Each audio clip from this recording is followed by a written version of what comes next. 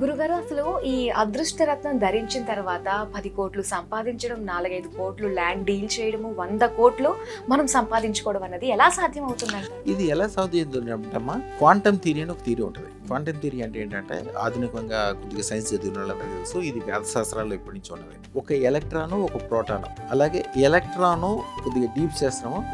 Electron ఒకదాని చుట్టూతా ఒకటి 2 ఎలక్ట్రాన్లు ఉంటే ఒక అణువులో 2 తిరుగుతూ ఉంటాయి. క్వాంటమ్ థియరీ ఏంటంటే ఒకదానికి ఒకటి వ్యతిరేకంగా తిరగటం కాదు, అంటే ఒకటి ప్లస్ ఒకటి మైనస్ లాగా ఉంటేనే అది దూరంగా ఉంటాయి. 2 ఒకే టైంలో ప్లస్, 2 ఒకే టైంలో మైనస్ లాగా ఉండే విధాన్ని క్వాంటమ్ థియరీ అంటారు. అదృష్టరత్నం అంటే క్వాంటమ్ థియరీ. మీరు ఎప్పుడైతే ధరిస్తారో మీకు ప్లస్ మైనస్లు వేరువేరుగా ఉండవు, ఒక చోటే ఉంటాయి.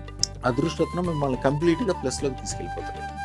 ఒక మనిషి వాడి జీవితాంతం కష్టపడి మెయిన్ రోడ్డు మీద ఒక 500 గజాల్లో కమర్షియల్ కాంప్లెక్స్ కట్టించి నేను చాలా గొప్ప సాధించాను, నేను ఏదో చేశాను అని చెప్పి వాడు ఎంతో సంతోషపడి ఎంతో చేస్తుంటారు.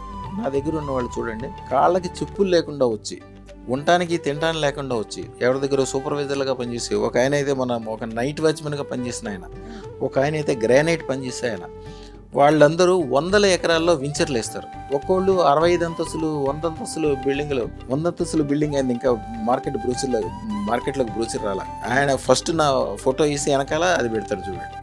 హైదరాబాద్లో ఫస్ట్ 100 అంతస్తులది ఆయనే అప్లై చేశాడు.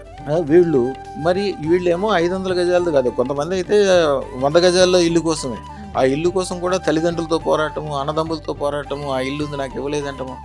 నేను నా దగ్గరికి వచ్చిన వాళ్ళకి ఒక్కటే చెప్తాను ఎప్పుడు కూడా, నువ్వు నీ తల్లిదండ్రులు ఇచ్చిన ఆస్తుంది కదా, వాళ్ళు నిన్ను పెంచారు, పోషించారు, ప్రాణం ఇచ్చారు, చాలు, ఏమొద్దు.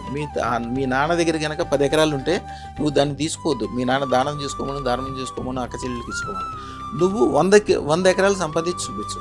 మీ నాన్నకంటే మినిమం 10 రెట్ల నుంచి 100 రెట్లు అవ్వు. అప్పుడే నువ్వు సమాజంలో మీ నాన్న పుట్టించినందుకు, నువ్వు బతికినందుకు నేను చెప్తాను. అదేం చేయాలి? అదృష్టతను పెట్టుకున్న ఒక మంత్రం తంత్రం ఇస్తాం. మీరు మనసులో ఏదైతే తీవ్రంగా కోరుకుంటారో అదే అవుతుంది. నా దగ్గరకు వచ్చిన వాళ్ళకి ఎప్పుడూ పాజిటివే ఉంటుంది. నెగిటివ్ అనేది వాళ్ళకి జీవితంలో రాదు, అనుకూలం ఉండదు. చెడు అనే దానికి వెళ్ళాల్సిన అవసరం ఉండదు, ఎందుకంటే సర్ప్లస్ అమౌంట్స్. నా దగ్గర కొంతమంది ఉంటారు, పెట్టుకునే ముందు చాలా సామాన్యమైన వాళ్ళు, తర్వాత వ్యాపార వ్యవహారాలు ప్రవేశిస్తారు. రోజుకి ₹1,00,00,000 చొప్పున సంపాదించే వాళ్ళు చాలామంది ఉన్నారు నా దగ్గర. వాళ్ళు ఏమన్నా వ్యాపారంలోనే కూర్చుని 24 గంటలు దాని గురించి ఆలోచన చేస్తారా? ఏమీ లేదు. స్టార్టింగ్లో కొద్దిగా కష్టపడతారు, తర్వాత మాత్రం జీవితాన్ని చక్కగా ఎంజాయ్ చేస్తారు. ఒక రాజకీయాలు అంటారు, ఒక ఇండస్ట్రీ అంటారు, ఒక దానాలు అంటారు, ధర్మాలు అంటారు, బంధువులతో ఏదో చేస్తుంటారు, హాయిగా ఉంటారు. వాళ్ళు ఏం చేసినా చెప్పినా వాళ్ళ ఇంటికి దానం జరుపుకుంటారు. ముఖ్యంగా తులారాశి వాళ్ళు, తుల లగ్నము, వృషభ లగ్నం వాళ్ళకి, వాళ్ళు నిజంగా ఏమి పని చేయొద్దు, పని చేయకుండానే ఎక్కువ లాభం వచ్చే పని చేయాలి. కష్టే ఫలి అని ఒక మాట అంటారు. ఎవరైతే కష్టే ఫలి అన్న మాట అన్నాడో వాడి ముఖం కూడా చూడదు. కష్టం ఎవరైతే పడతారో వాళ్ళు ఎప్పుడు జీవితంలో బాగుపడరు. కష్టపడ్డ వాళ్ళు బాగుపడేటట్టయితే, ఒక ట్రాక్టర్ డ్రైవరు, మీ ఇంట్లో పనిచేసేవాళ్ళు, మట్టి పని చేసేవాడు ఎంత పని చేస్తాడు? వాళ్ళు చేసేది 5-6 గంటలు అయినప్పటికీ ఎంత కష్టం. పెద్ద గొయ్యి దువ్వాలంటే 5-6 కలిసి గంటలు దువ్వేస్తాం. మనం చిన్న మొక్కకి చిన్న పాదు దవ్వలేం, ఆలోచన చేస్తూ ఉంటాం, రేపు చేద్దాం, ఎల్లుండి చేద్దాం. మరి వాడు బాగుపడాలి, కానీ మన కార్లు, మేళ్ళు, విమానాలన్నీ మన దగ్గర ఉంటాయి. మరి వాడి దగ్గర ఏముండవు? కష్టపడటాన్ని శనితత్వము అంటారు. అదృష్టరత్నం అనేది గురుతత్వం, శుక్రతత్వం, వైభోగం. అదృష్టరత్నం చోట అద్భుతమైన లాభాలు ఉంటాయి. అసలు దాని గురించి ఆలోచించాల్సిన అవసరం లేదు. శుభం.